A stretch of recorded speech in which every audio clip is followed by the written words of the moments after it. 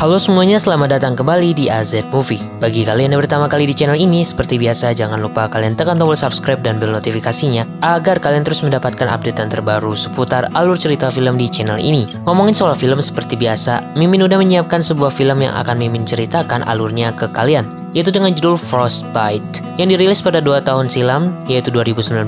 Pembahasan dari film Frostbite ini sama seperti film-film yang udah Mimin buat sebelumnya, yaitu zombie. Hanya aja film ini menceritakan tentang virus zombie yang sudah berhasil menghancurkan dunia dengan difokuskan pada seseorang yang menggunakan masker hazmat yang dimana ia selalu diikuti oleh seseorang misterius yang tak lain adalah zombie. Apakah orang ini akan membunuh zombie tersebut atau sebaliknya, zombie tersebut akan menjadikan orang ini sebagai pengenyang perutnya? So, daripada kelamaan, kita langsung aja ke intronya.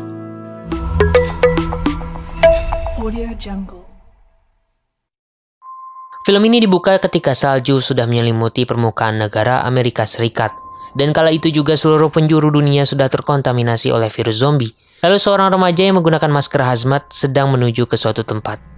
Ia terus berjalan ditemani oleh dinginnya salju. Hingga di suatu titik, ia berhenti ketika salah satu zombie yang mengikutinya hendak berbelok menuju ke tempat lain. Remaja tersebut nyatanya adalah seorang gadis yang bernama Maxine. Dan mari kita panggil dia sebagai Max. Kala itu ia mencoba untuk meniupkan peluit yang ia miliki agar memancing zombie tersebut untuk tetap mengikutinya. Entah apa yang sebenarnya direncanakan oleh Max. Namun di sini terlihat bahwa ia menginginkan zombie tersebut mengikutinya dan film pun dimulai. Max yang sudah berjalan cukup lama pun akhirnya memutuskan untuk beristirahat sambil melihat pada sebuah name tag yang bertuliskan Semper Fi Always Faithful. Entah apa makna dan maksud dari tulisan name tag tersebut, tapi arti dari faithful tersendiri yaitu dapat diartikan sebagai selalu setia. Ketika malam tiba, Max pun menghangatkan tubuhnya dengan ranting-ranting pohon yang kering yang ia dapatkan dari perjalanan sebelumnya. Hidup sendirian di dunia yang sudah terkontaminasi zombie memang bukanlah hal yang mudah bagi Max, yang kala itu masih menginjak usia remaja. Tanpa ia sadari, tiba-tiba zombie yang sudah mengikutinya selama perjalanan sudah berada tepat di belakangnya. Namun di sini Max tahu bahwa zombie tersebut sudah dekat dengannya. Sehingga sebelum zombie tersebut mendekat, Max sudah menyiapkan perangkap agar tidak digigit oleh zombie tersebut. Kemudian Max pun bertanya pada zombie itu, apakah ia lapar? Tentu saja jawaban tak asing dari zombie yaitu raungan-raungan layaknya zombie kebanyakan. Lalu Max pun mencoba melemparkan sebuah sosis pada zombie tersebut. Namun zombie itu sama sekali tidak meresponnya. Sehingga Max melemparkan beberapa sosis kembali pada zombie itu, sambil menjelaskan bahwa sosis adalah makanan yang enak. Adapun daging manusia tentu bukanlah makanan yang enak. Tapi zombie itu lebih tertarik pada daging Max daripada sosis yang merupakan makanan enak tersebut. Max pun pada akhirnya sadar bahwa ia tidak bisa mengubah sifat alami yang dimiliki oleh zombie tersebut yang tertarik pada daging manusia.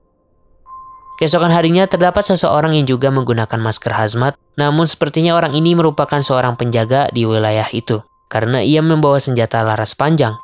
Max ingin melewati tempat itu, namun ia tidak bisa membiarkan penjaga membunuh zombie yang mengikutinya, sehingga Max pun terpaksa mencari jalur lain, agar ia dan zombinya bisa sampai di tempat yang sedang mereka tuju dengan selamat. Kemudian Max berlari ke arah hutan sambil mengajak zombinya agar segera menjauh dari wilayah yang sudah dijaga tersebut. Ketika di dalam hutan, Max tidak menyadari bahwa ia sudah berlari terlalu cepat meninggalkan zombinya. Sehingga ia pun mencoba meniupkan peluitnya agar zombinya terpancing, namun tetap saja ia tidak bisa menemukan zombinya kembali. Saat Max mencoba mencari zombinya di tempat lain, tiba-tiba ternyata itu bukanlah zombinya, melainkan zombie lain yang hendak memakannya. Hal tersebut membuat Max panik dan mencoba untuk kabur dari sana. Tapi sayangnya zombie itu berhasil menarik kakinya. Saat zombie itu sedang menyerang Max, tiba-tiba saja dari belakang sana muncul zombinya yang hendak membantu Max. Zombie Max dan zombie itu pun saling baku hantam. Sementara Max yang ketakutan kala itu bersembunyi di balik sebuah pohon, juga berharap penuh agar zombinya menang dalam baku hantam kala itu. Tak lama setelah itu, ketika Max mencoba untuk mencari tahu apa yang terjadi pada zombinya, ia melihat ada sebuah tangan yang tak lain adalah tangan dari zombinya. Tetapi sayangnya ia tidak dapat menemukan zombinya di sekitar sana.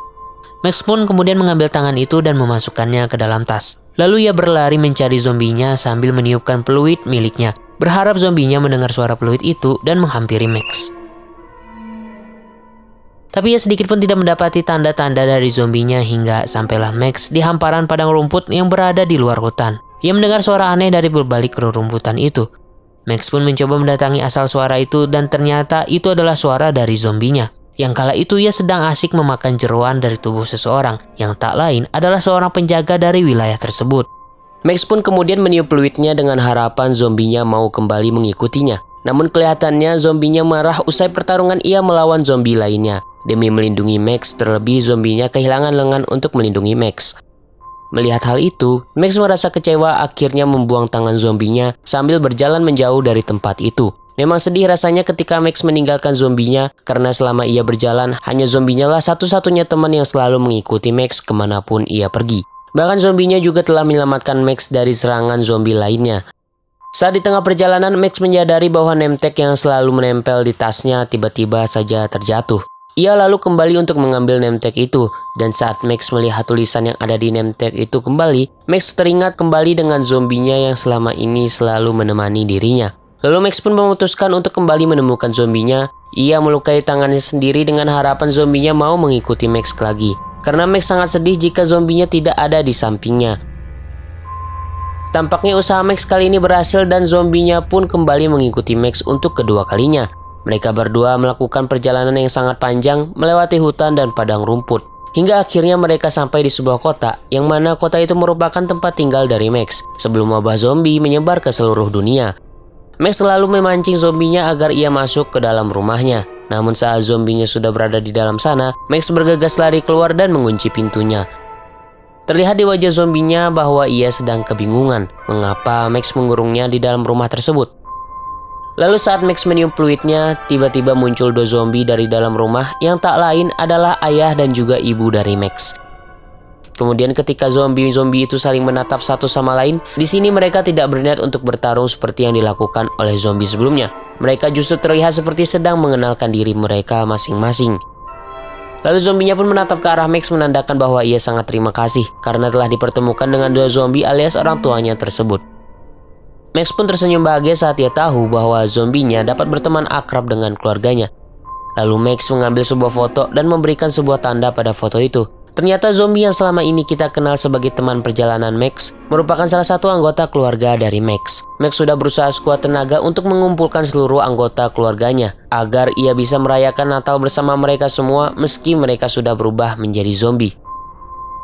Namun masih ada satu anggota keluarganya yang masih hilang, yaitu seorang anak yang memakai pakaian yang bertulis Semper Fi, dan anak itu tak lain adalah adiknya Max.